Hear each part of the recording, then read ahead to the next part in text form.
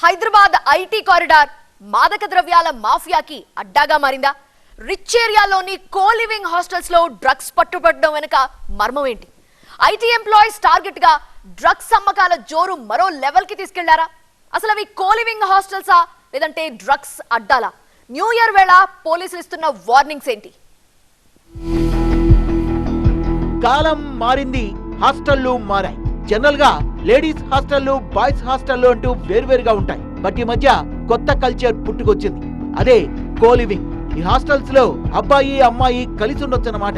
ఎమక్ క్రేజీగా మారిన ఈ కల్చర్ మెట్రో నగరాల్లో అంతకు మించి అనేలా విస్తరిస్తోంది. ఐటీ ఏరియాల్లో ఈ ట్రెండ్ ఎక్కువగా నడుస్తోంది.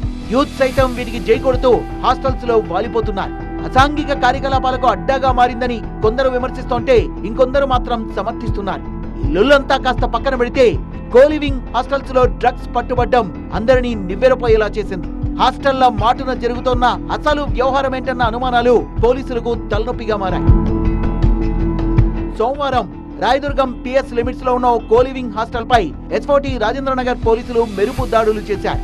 దాడులో 12 గ్రాముల ఎండిఎంఏ దొరికింది. 5గురిని అరెస్ట్ చేసిన పోలీసులు ఎంతకాలంగా ఈ దందా సాగుతోంది, ఎక్కడి నుంచి డ్రగ్స్ తీసుకొస్తున్నారన్న వివరాలపై ఆరాధిస్తున్నారు. ముందు గచ్చిబౌలిలో కోలివింగ్ హాస్టల్ పై దాడి చేసి 11 మందిని అదుపులోకి తీసుకున్నారు. వారిలో 6గురు డ్రగ్ పెడ్లర్లు, 5గురు డ్రగ్స్ తీసుకుంటున్నట్టు గుర్తించారు. కోలివింగ్ హాస్టళ్లు డ్రగ్స్ గంజాయికి అడ్డాలుగా మారాయా? అసలు ఈ కల్చర్ మాటన జరుగుతున్న కథ ఏంటి? ఎక్కువ సంఖ్యలో డ్రగ్స్ విక్రయాలు జరుగుతున్నటువంటి వారిపైన పోలీసులు కూడా నిఘా ఉంచారు. సో ప్రజెంట్ మనం చూస్తున్నాము ఈ కోలివింగ్ హాస్టల్స్లో చాలా వరకు రీసెంట్ టైమ్స్లో ఇట్లాంటి ఘటనలు చోటు చేసుకున్నాయి. సో ఉన్నటువంటి ఓనర్స్ అసలు ఎవరెవరు వస్తున్నారు, ఏ టైంకి వాళ్ళు వస్తున్నారు, సస్పీషియస్గా ఏమైనా కనిపిస్తే తమకు సమాచారం ఇవ్వాల్సిందిగా పోలీసులు గతంలో హెచ్చరించారు. ఇప్పుడు కూడా అదే హెచ్చరిస్తున్నారు. గచ్చిబౌలి, మాదాపూర్, రాయదుర్గం ఏరియాల్లో 50కి పైగా కోలివింగ్ హాస్టల్స్ ఉన్నాయి. వాటిల్లో భద్రతా ప్రమాణాలు లోపిస్తున్నాయనే ఆరోపణలు ఉన్నాయి. అనుమతుల దగ్గర నుంచి సీసీ కెమెరా పర్యవేక్షణ లాంటి సేఫ్టీ నిబంధనల్ని పాటించడం లేదు. కొన్ని హాస్టల్స్ లో అయితే అడ్డు అదుపు లేకుండా అసాంఘిక కార్యక్రమాలు జరుగుతున్నాయనే టాక్ వినిపిస్తోంది. ఒకటి ఎస్సీ సైబరాబాద్ పోలీస్ కలిసి ఒక ప్రాజెక్ట్ లాగా తీసుకున్నారు. మన ఏరియాలో maximum Madhapur, then next Balanagar జోన్లో మ్యాక్సిమం హాస్టల్స్ ఉంటాయండి. సో దీంట్లో రఫ్లీ we enumerated about 4000 odd hostels ఉంటారు ఇక్కడ. సో ఈ హాస్టల్స్లో I think close to 2 lakh people stay and వర్క్కి వెళ్తూ ఉంటారు, మెన్ ఉమెన్ అందరూ.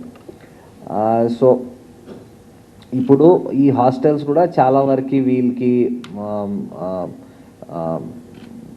సెక్యూరిటీ ఫెసిలిటీస్, ఫైర్ సేఫ్టీ ఇలాంటివి లేవు.